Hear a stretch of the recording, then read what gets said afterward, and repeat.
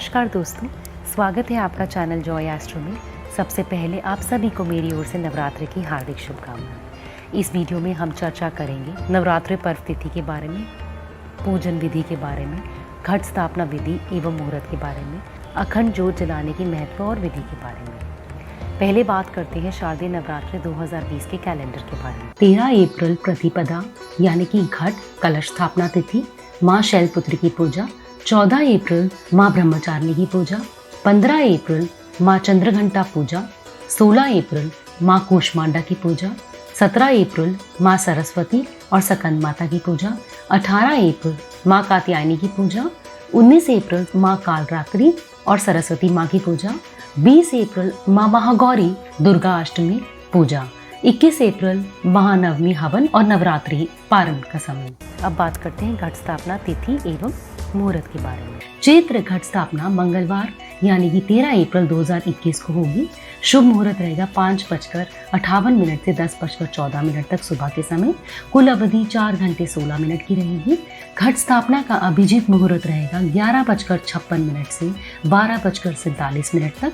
कुल अवधि 21 मिनट तक रहेगी। नवरात्रे साल में 4 बार आते हैं, जिसमें पहले नवरात्रे चैत्र मास में आते हैं और दूसरे नवरात्रे अश्विन मास के शुक्ल पक्ष की प्रतिपदा तिथि को मनाए जाते हैं। इसके अलावा 2 गुप्त नवरात्रे भी होते हैं, लेकिन शास्त्रों के अनुसार चैत्र मास और अश्विन मास के नवरात्रों को ही विशेष माना जाता है। शारदीय मास की नवरात्रि के 9 दिन तक माँ दुर्गा के 9 रूपों की पूजा की जाती है। धर्म ग्रंथ एवं पुराणों के अनुसार नवरात्रि माता भगवती की आराधना का श्रेष्ठ समय होता है। अब बात करते हैं नवरात्रि पूजन विधि के बारे में। नवरात्रि की पूजा से एक दिन पहले ही आपको पूजा की सामग्री एकत्रित कर लेनी चाहिए। ब्रह्म मुहूर्त में स्नान करने के बाद लाल वस्त्र धारण करने चाहिए। पूरब और उत्तर की ओर मुख कर पूजा करिए। जिस भी बर्तन में आप खेतरी बोना चाहते हैं, जैसे कि मिट्टी के बर्तन में, तो उसे 3-4 घंटे पहले पानी में भिगो दीजिए। इस मंत्र का उच्चारण करें। सर्वमंगल मांगल्ये शिवे सर्वार्थ साधिके शरण्ये त्र्यंबके गौरी नारायणी नमस्तुते। इसके बाद एक चौकी पर गंगा जल छिड़क कर शुद्ध करें। उस पर लाल कपड़ा बिछाएं। इसके बाद वेदी के किनारे पर देवी की पीतल, स्वर्ण, चांदी, पाषाण, मिट्टी व चित्रमय मूर्ति का विधि विधान से विराजमान करें। पहले मिट्टी के चौड़े मुंह वाले बर्तन में रखें और उसमें सप्तधाने बोएं। वेदी पर या समीप के ही पवित्र स्थान पर पृथ्वी का पूजन करें।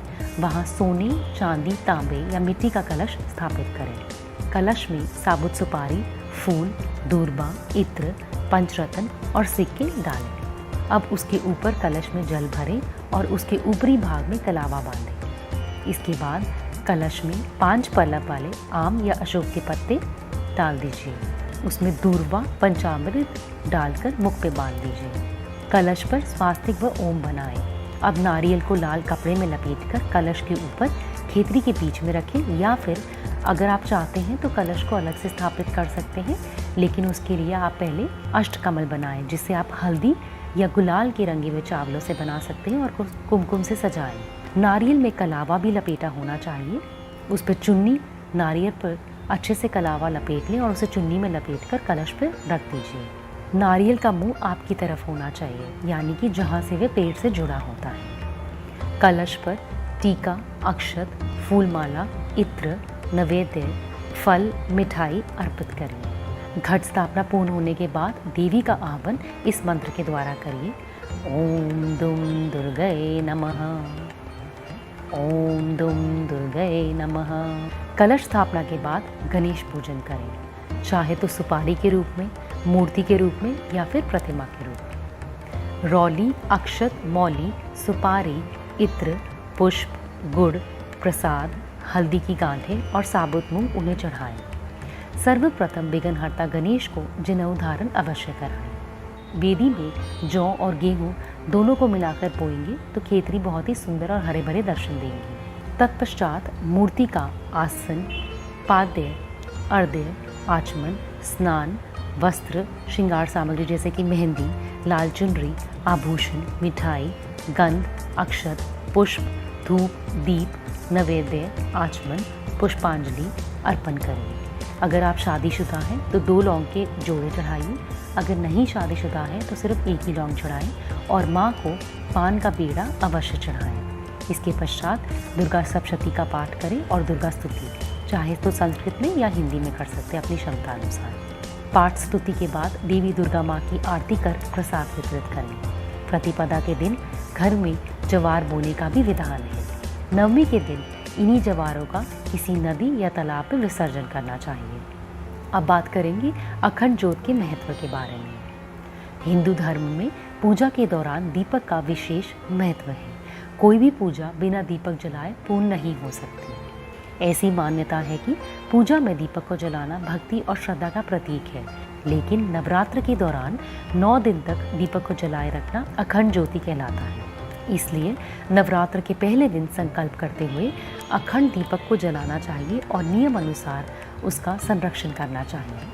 अब बात करते हैं अखंड ज्योत जलाने की विधि के बारे में। आमतौर पर लोग पीतल के दीप पात्र में अखंड ज्योति प्रज्वलित करते हैं। यदि आपके पास पीतल का पात्र ना हो तो आप मिट्टी का दीप पात्र भी इस्तेमाल कर सकते हैं, मगर मिट्टी के दीप पात्र को अखंड ज्योत जलाने से पहले दीप पात्र को 1 दिन पहले पानी में भिगो दें और उसे पानी से निकालकर साफ कपड़े से पोंछकर सुखा लें। शास्त्रों के अनुसार नवरात्र में अखंड ज्योत जलाने से पहले हम मन में संकल्प लेते हैं और माँ देवी से प्रार्थना करते हैं कि हमारी मनोकामना जल्द पूर्ण हो जाए। अखंड दीपक को कभी भी ज़मीन पर ना रखें। दीपक को चौकी या पटरे में रखकर ही जलाएं। दुर्गा माँ के सामने यदि आप ज़मीन पर दीपक रख रहे हैं तो अष्टदल बनाकर रखें, जैसा कि हमने ऊपर डिस्कस करा है अष्टकमल बनाने की विधि। अखंड ज्योत की बाती का विशेष महत्व है। ये बाती रक्षा सूत्र यानी कलावा से बनाई जाती है। 1.25 हाथ का रक्षा सूत्र पूजा में प्रयोग किए जाने वाले कच्चा सूत लेकर उसे बाती की तरह दीपक के बीचों बीच रखें। अखंड ज्योत जलाने के लिए शुद्ध घी का इस्तेमाल करना चाहिए।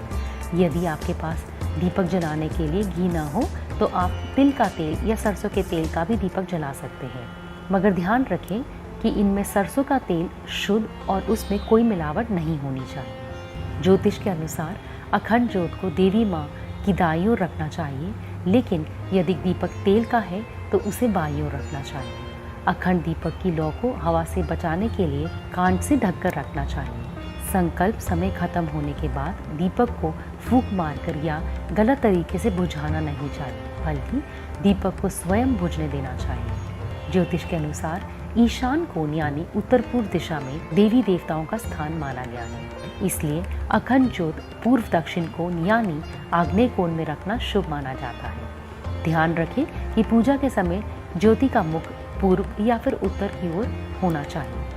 अखंड ज्योत जलाने से पहले हाथ जोड़कर श्री गणेश, देवी दुर्गा और शिव जी की आराधना करें। दीपक प्रज्वलित करते वक्त मन में मनोकामना सोच लें और माँ से प्रार्थना करें कि पूजा की समाप्ति के साथ आपकी मनोकामना भी पूर्ण हो जाए।